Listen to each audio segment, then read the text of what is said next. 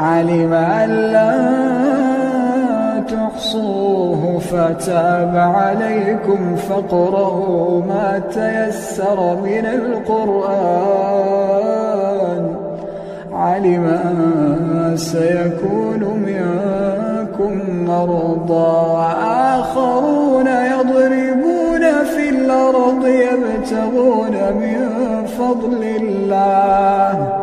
وآخرون يقاتلون في سبيل الله فاقرؤوا ما تيسر منه